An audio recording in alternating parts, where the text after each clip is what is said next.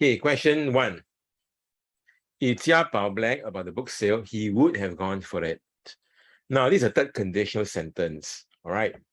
Third conditional sentences, right, basically tell you that what could have been different in the past if something else took place, all right?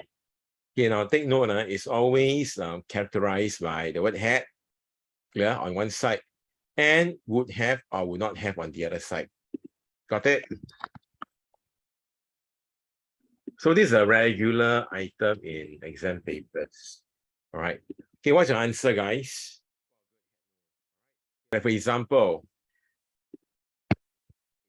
if John had checked his work, all right, he would have spotted a mistake. Yeah, you can make your own sentences, all right, even in compositions. All right. Any questions here?